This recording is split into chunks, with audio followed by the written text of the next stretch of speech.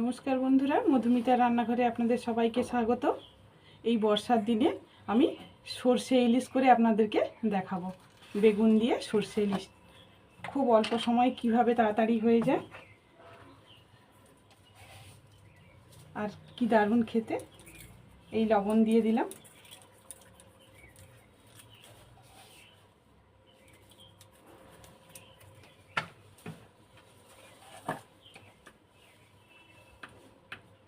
আর হলুদ দিয়ে এটা মাখিয়ে রেখে দেব, 15 মিনিট রেখে দেব।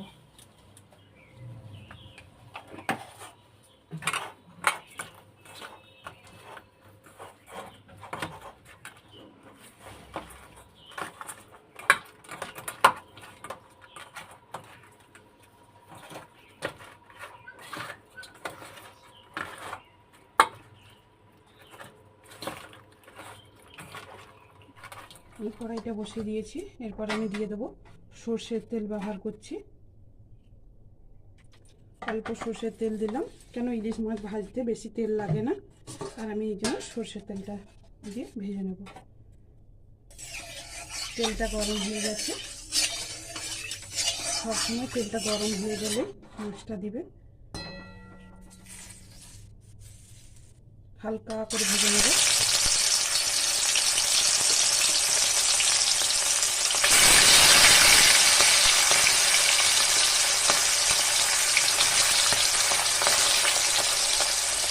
আপনারা তো অনেক ইলিশ মাছের রেসিপি খেয়েছেন, এই রেসিপিটা করে দেখুন, খুব সুন্দর লাগবে।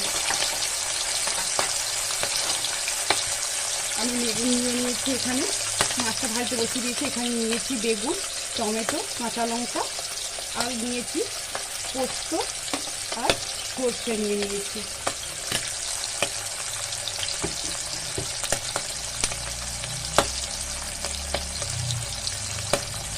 হালকা করে ভেজে তুলে নেব।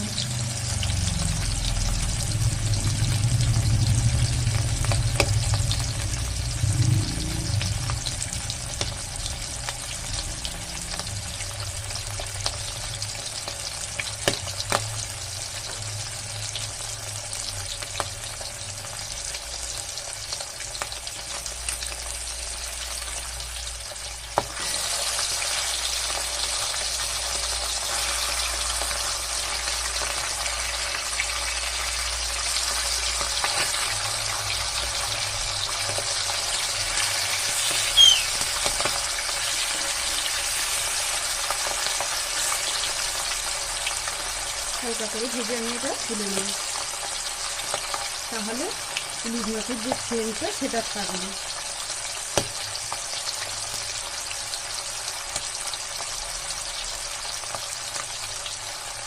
ইলিশ মাছটা দিয়ে দিতে কতটা তেল বেরিয়ে এসছে দেখুন, তেলটা দিয়েই হাফ ভাত খাওয়া হয়ে যাবে। পেঁয়াজ, এখানে আমি পেঁয়াজ ব্যবহার করিনি, কেন পেঁয়াজটা দিলে ইলিশ মাছের গন্ধটা চলে যাবে, তাই আমি এখানে পেঁয়াজ দিয়ে দিই। কাঁচা লঙ্কা, টমেটো, বেগুন আর সর্ষে পোস্ত দিয়ে করবো। এবার আমি মাছটাকে তুলে নেব, মাছটাকে একে একে করে তুলে নেব। হালকা করে ভাজা হয়ে গেছে, তুলে নেব।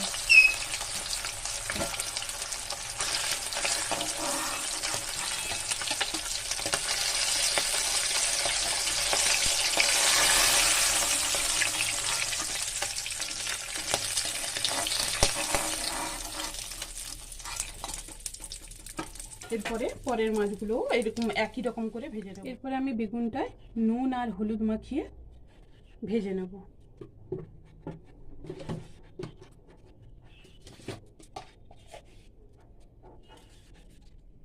পরিমাণ মতন লবণ আর হলুদ দিয়ে মেখে ভেজে নেব।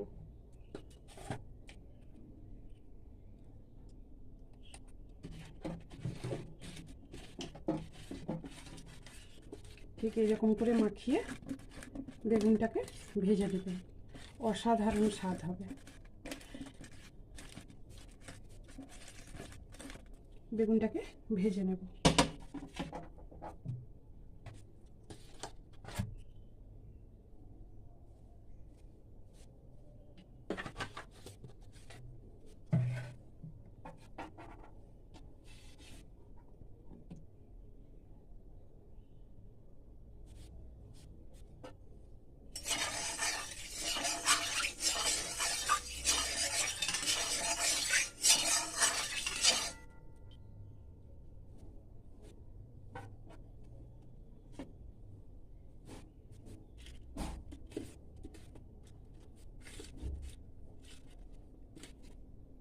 এরপর আমি বেগুনগুলো দিয়ে দেবো আস্তে আস্তে করে।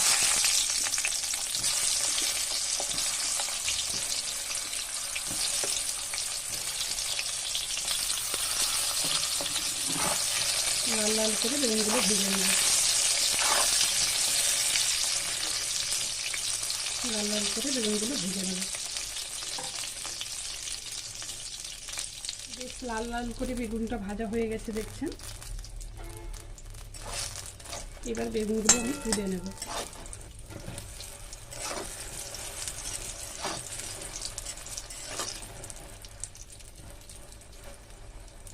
এবার আমি তুলে নেব এটা।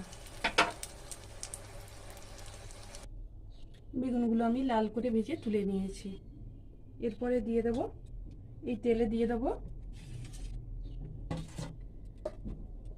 কাঁচা লঙ্কা চেরা, কাঁচা লঙ্কা চিড়ে রেখেছি সেগুলো দিয়ে দেবো। একটু থাকবে, সেটাতে আমি দিয়ে দেবো টমেটো বাটাটা।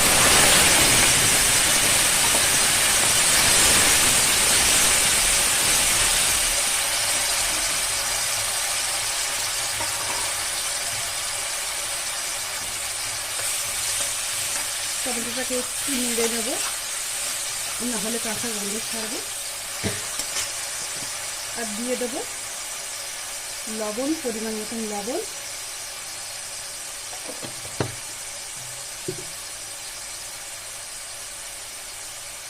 আর দিয়ে দেবো অল্প হলুদ, যেহেতু পোস্তটা আছে আমি হলুদটা অল্পই দেবো।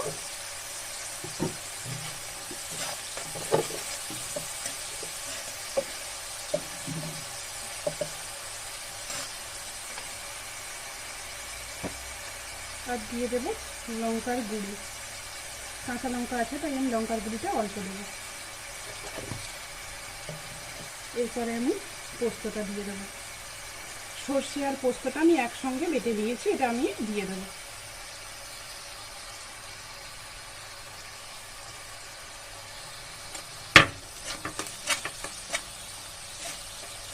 দিয়ে ভালো করে নেড়ে চেড়ে কষিয়ে নেবো একটু।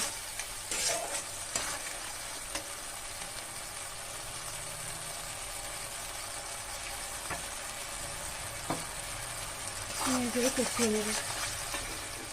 কষতে দেখছি মশলাটা কষা হয়ে গেছে কি সুন্দর। 10 মিনিট আমি কষিয়ে নিয়েছি মশলাটা দিয়ে, একটু জল দিয়ে। এরপর আমি মশলা দেওয়া জলটা দিয়ে দেবো,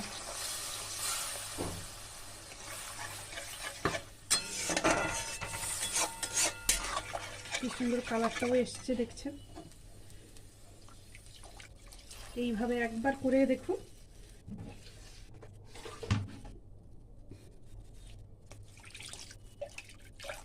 অল্প জল দিয়ে দিলাম, আর দিয়ে দেবো অল্প একটু চিনি, দিয়ে দেবো।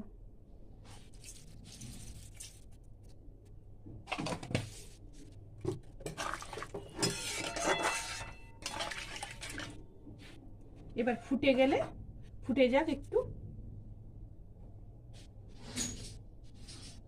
ঝোলটা ফুটছে দেখতে পাচ্ছেন, ফুটে গেছে। এবার আমি মাছগুলো দিয়ে দেবো।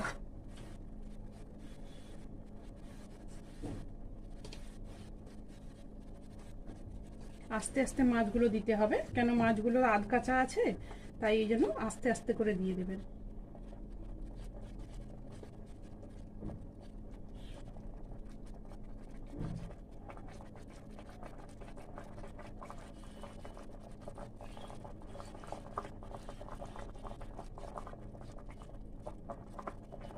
আর মাছটা ভেজে তুলে রেখেছিলাম, তার তেলটা বেরিয়েছে, দিয়ে দেবো।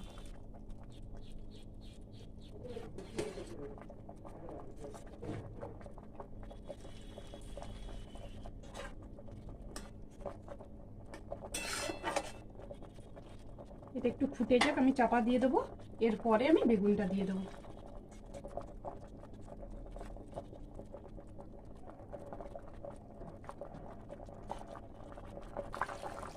10 মিনিট চাপা দেওয়া ছিল, দেখছেন ফুটছে। এবার আমি বেগুনগুলো দিয়ে দেবো আস্তে আস্তে করে। আর আমার রেসিপিটা কেমন লাগলো আপনারা কমেন্ট করে প্লিজ জানাবেন। আর ভালো লেগে থাকলে লাইক, শেয়ার অ্যান্ড সাবস্ক্রাইব করতে ভুলবেন না।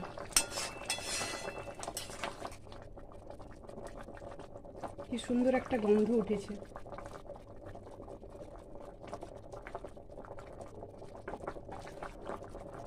আবার আমি 10 মিনিটের জন্য চাপা দিয়ে দেবো। আমার রান্নাটা কিন্তু কমপ্লিট হয়ে এসছে। এবার আমি একটু গ্যাসটা অফ করে সর্ষে তেল দিয়ে দেবো, কাঁচা সর্ষের তেল দিয়ে নামিয়ে নেব। দেখতে পাচ্ছেন হয়ে এসছে।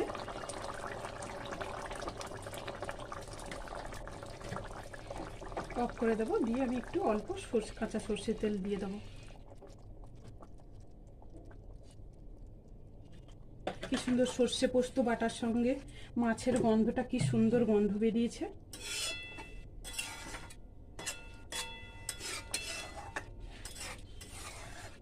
আমার পাশে থাকুন, আর আমার রেসিপিগুলো যদি ভালো দেখতে থাকে আমাকে কমেন্ট করে জানান, তাহলে আমি আর কি কি জানি সেগুলো আপনাদেরকে করে দেখানোর চেষ্টা করব।